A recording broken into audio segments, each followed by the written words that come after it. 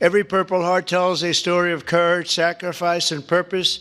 It speaks of a price paid for the soldier beside you, the country behind you, and the generations of Americans yet to come.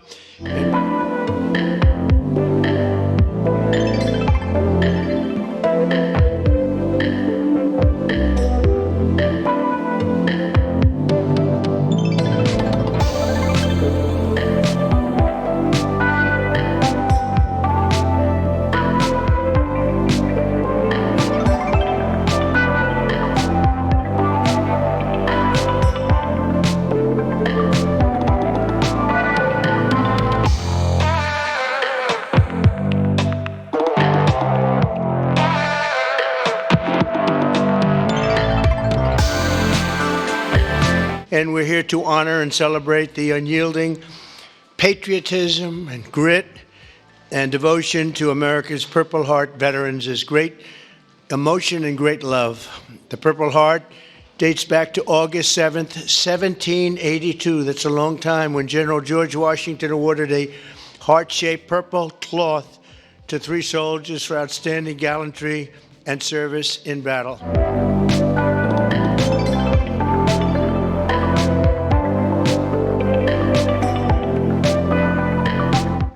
This afternoon, we're joined by dozens of Purple Heart recipients and their families, and just as General Washington did 243 years ago, today we give our everlasting thanks to you and your unbelievable families. We want to thank you very much for being here. It's my great honor.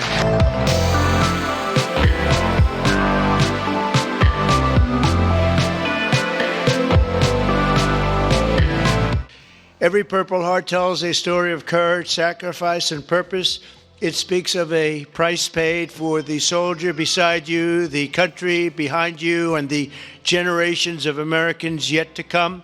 And we have some great generations to follow. It's going to happen.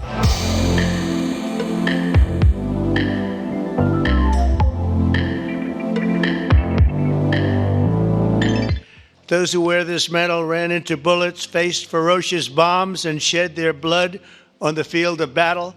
We will never forget what they did. We will always use them as an example of bravery and courage and strength.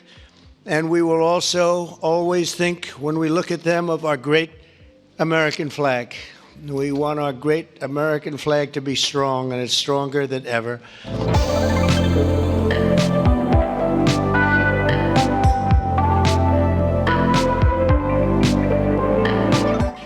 One of our brave soldiers with us today is Army Veteran Specialist Kevin Jensen. In 2008, Specialist Jensen was a gunner in a Humvee racing to support a platoon ambushed by the Taliban in Afghanistan. His vehicle was hit by a roadside bomb, flew 10 feet. He flew 10 feet up into the air and exploded in flames. The whole place was on flames, including, unfortunately, Kevin. But he suffered deep third-degree burns, and all over his body he was in trouble, big trouble. Despite the agony, he selflessly ran to the aid of his platoon leader, who was engulfed, or just absolutely, everyone thought he was gone. He was engulfed in fire. "Sir, I've got you. I've got you, sir," Kevin shouted and pulled his friend to safety. Specialist Jensen earned the Purple Heart, and he's here today with the platoon leader whose life he saved, and our newly sworn-in VA Undersecretary for Medical Affairs, Captain Sam Brown. Kevin and Sam, please stand, and I know Sam very well. Sam is great.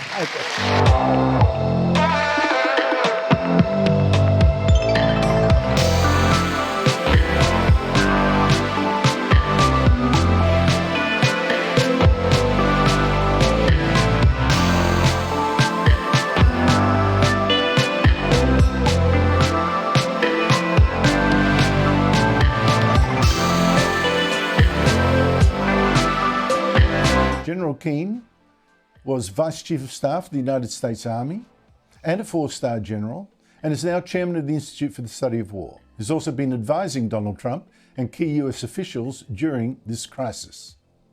General Jack Keane, what a pleasure to see you again. Tomorrow is D-Day. That's the day that Donald Trump said Russia had to agree to peace with Ukraine or face sanctions, also sanctions on countries that it was trading with. Putin has now agreed to talk peace with Trump next week, but your Institute for the Study of War says in its latest publication on this subject, Putin thinks he's actually winning this war and is still demanding to be given more of Ukraine.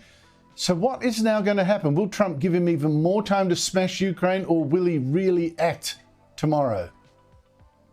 Yeah, I would hope that he begins with the sanctions tomorrow and continues to even give more sanctions over the weekend, despite the fact they're having a meeting next week. President Trump is going in to that meeting with a lot of leverage.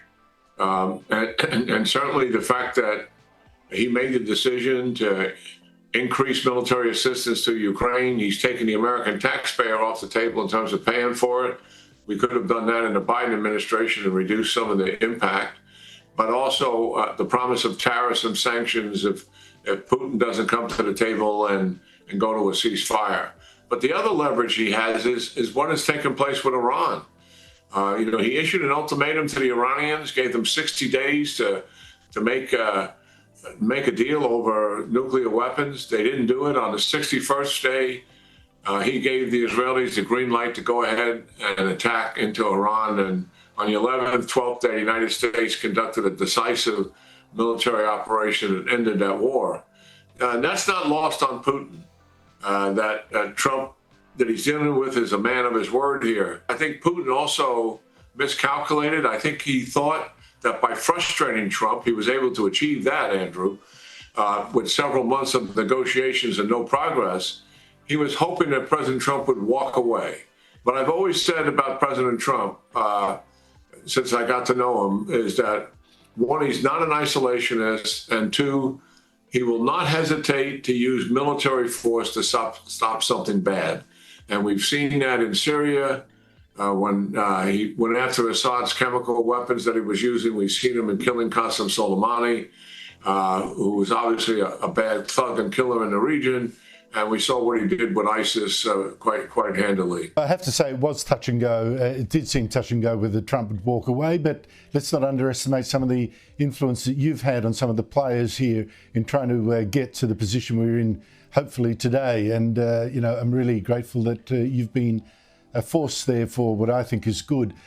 China's foreign minister last month, General Keane, said that China does not actually want Russia to lose their war. We know that this is an alliance that they've got. And in fact, now China and Russia say they are going to hold joint naval patrols in the Asia-Pacific area, our area. What does this mean, and should Australia be worried? Yeah, well, there's no doubt. I had a conversation with President Trump 4 days before the inauguration. It lasted a couple of hours down in Florida. And the real topic of my conversation was what has changed since you previously were in the White House as president. And seminal to that and central to it was this discussion you just brought up, the relationship of China and Russia, and also added to that Iran and North Korea. He was not dealing with that kind of collaboration, cooperation, and as comprehensive as it is, in those four countries coming together, wanting their own national interests to be sure, and their own sphere of influence also to be sure, but working together to minimize the United States and the Western democracies' grip on the world in terms of the international order. And they have been about that quite handedly. There's no accident that there's a war in Europe, that Russia invaded Ukraine. No accident that Iran stepped up very aggressively to dominate and control the Middle East. And no accident, and it's not isolated, that China has become more aggressive in the Indo-Pacific region. These exercises that they're conducting, naval exercises right now, they actually began those in 2012, and they do it quite annually, and they've been increasing the comprehensiveness of it. The good news is our relationship with our allies and partners in the Indo-Pacific region, to include Australia, has been strengthened. It started under the Biden administration, and the Trump administration is coming in and building on those strengths that have been established. We want to send a message to China that we are establishing increased military capacity and military effectiveness in the region.